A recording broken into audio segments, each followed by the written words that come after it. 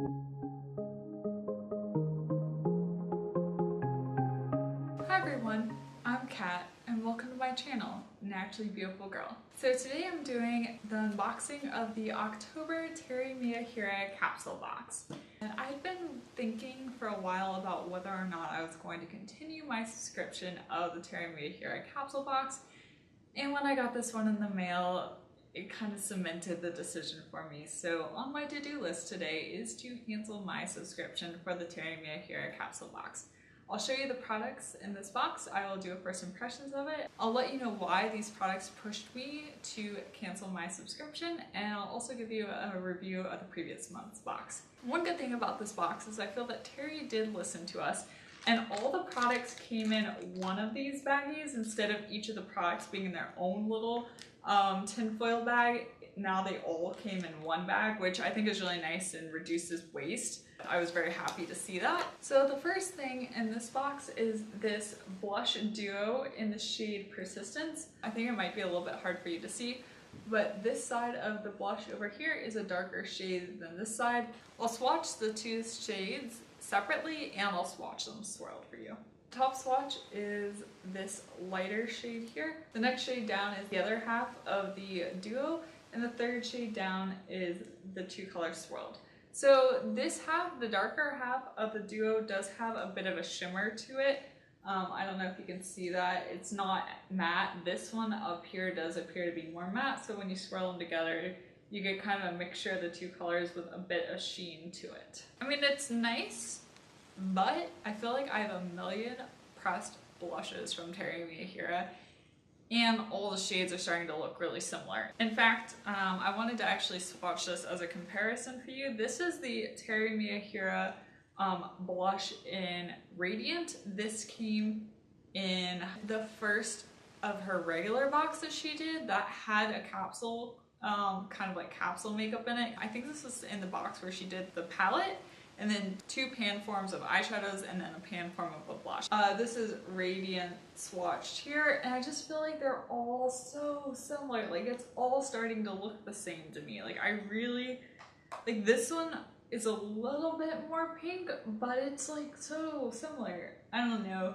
Let me guys know what you think in the comment section down below, but I just think all these colors are starting to run together. Next I'll move on to one of the eyeshadows that we got, and this is the eyeshadow in the shade Determination. It's kind of a taupey shimmer shade. Sorry, right there, I just dug my nail into it, which that makes me so mad. But I was having issues getting it out of the little plastic that it came in, and when I got it out, I accidentally dug my finger into it.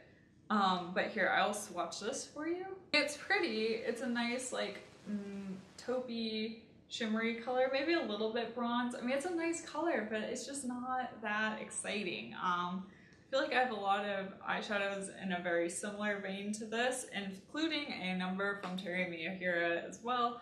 I just feel like, it's all starting to look the same. The final product that we got in the box is another eyeshadow, and this is the eyeshadow here in Courage. It's a nice kind of warmer matte brown eyeshadow. I'll also swatch this for you. Here it is swatched here on my hand. I really do like this one. Out of all the products in the box, this one I do like. I think it's a nice warmer matte brown, which is not a shade that I particularly have. Also, it does swatch and very well. It's not patchy. Sometimes I find the Teri Miyahira matte eyeshadows to not be my favorite. Like, they can be a little patchy and a little bit hard to blend out, but this swatched beautifully, so obviously we'll see how it blends when I apply it to my eyes. Let's dive into applying these products. So first I'll start out with the blush. I think I'm gonna swirl the shades. That's another issue I have with this. I just remembered it as I went to pick up my Furless MF1 brush, which is a very large blush brush, is I don't know how I would pick up product just on this side or just on this side. Like, the pan is actually quite small. Like, here is my brush in relationship to the pan. So I feel like it would be really quite impossible for me to just pick up one side or the other. So I am going to swirl it because I think that's kind of all I can do. And there is a fair amount of kick up with this. So I did pick up a lot of products, so I'm going to dust this off before applying.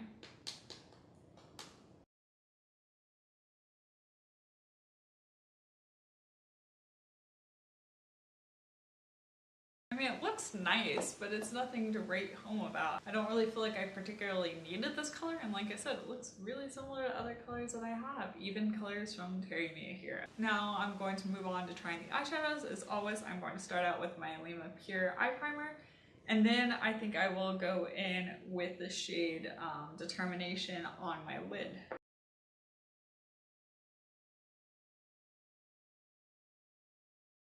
I'm going to pick up the Determination eyeshadow on the Teri Miyahira number 13 brush.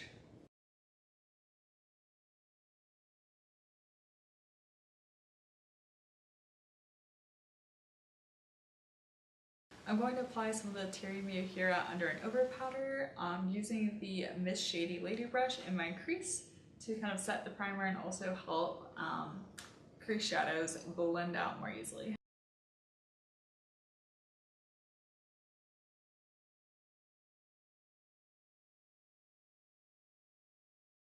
Next, I'm going to grab the eyeshadow in Courage and apply it to my crease using the Teri Miyahira number 10 brush.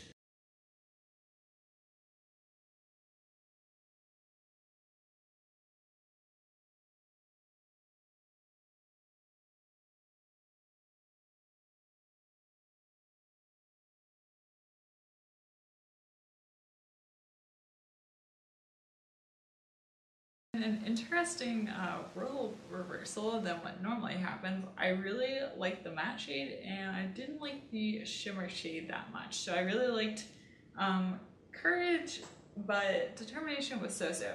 I want to show you why Determination is so-so for me. So here is Cheerful, another Teri Miyahira eyeshadow. And when I swatch this, I just rub my finger along it. And it just glides, I'm trying to show you here, on really easily.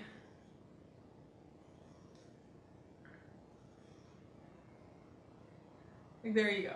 That's a lot of pigment. It took 2 swatches, but it's a lot of pigment and a lot of shimmer. You can see that here. And this is a Teri Miyahira eyeshadow.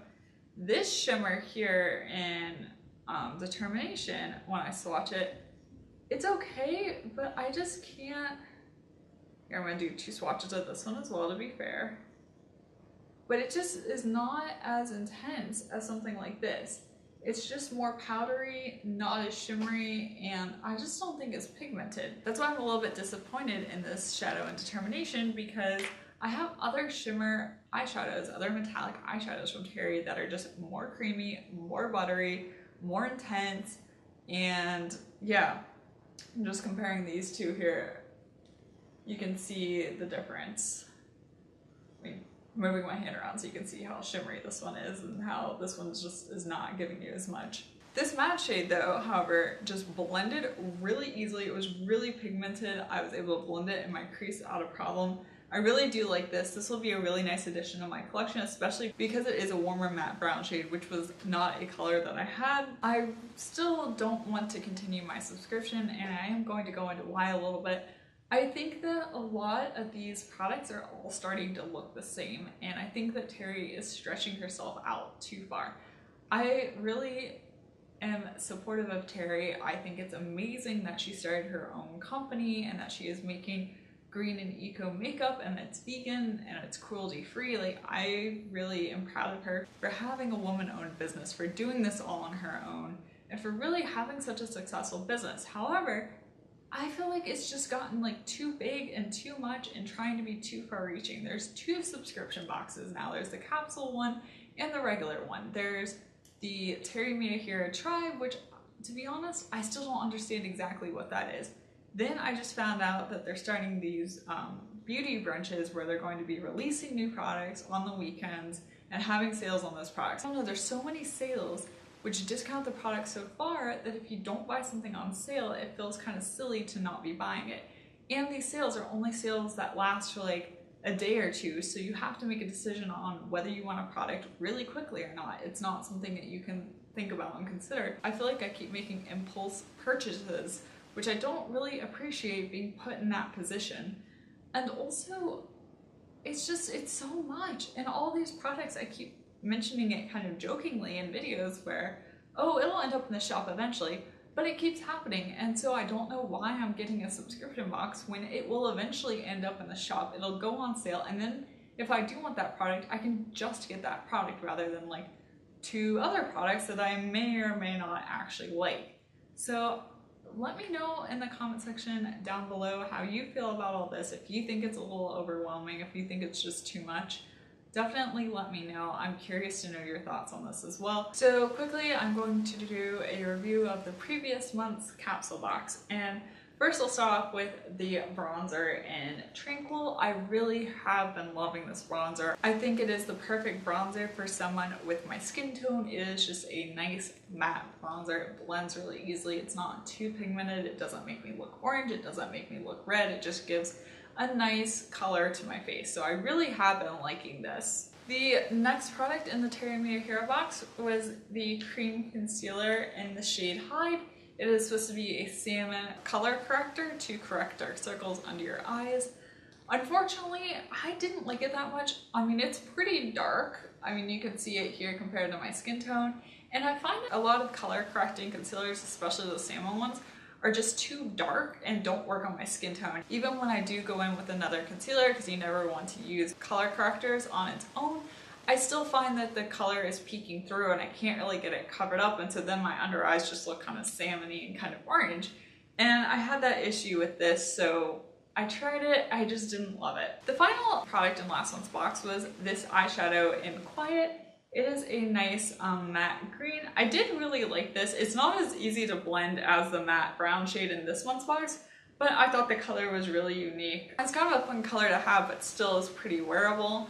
So I do like that. I mean, I like the bronzer and I like the eyeshadow, and I didn't like the cream concealer. But I guess overall, I just don't feel that excited about the box. I feel like the products are just kind of, The problem I feel like with having the subscription box is I'm investing currently $27 into it every month, and I'm getting a product or 2 that I like, but nothing I felt like I particularly needed. And so I'd rather take that money and be able to actually spend it on a product that I really want.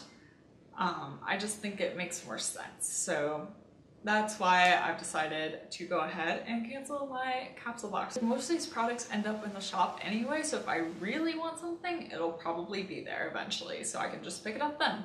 So anyway, let me know what you think of all of this, and if you like this video, be sure to give it a thumbs up and subscribe to my channel. Also check out my Instagram. I'll have my handle down below.